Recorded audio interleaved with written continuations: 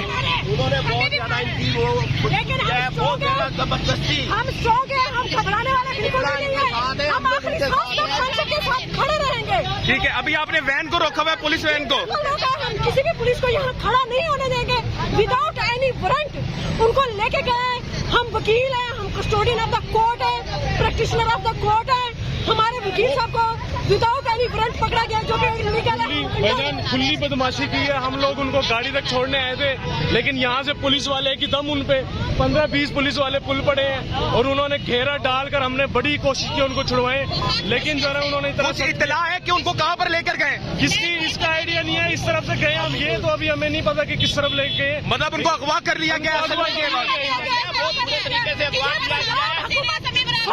पंजाब हुकूमत की गुंडा करती है, जिसको हम वकला कभी भी नहीं मानेंगे इंशाल्लाह।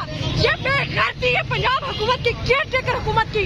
हम आखिरी सांस तक इमरान खान के साथ हैं। आप पे हाथ उठाया गया, हम सब पे हाथ उठाया गया, हाथ उठाया गया है, कट गए हैं, सबके मुंह से खून निकल रहा है। सर मुंह से खून निकल रहा है, ये देख सकते हैं आप, जबरन है और ये कानून। देखे हमारे हाथ खाली है, हमारे हाथ खाली है। ये दिखाई ये आप देख सकते हैं, कोर्ट फाड़ा गया है शेर अफजल मरवत को। ला कानूनियत हो चुकी है, हद कर दिया इन्होंने।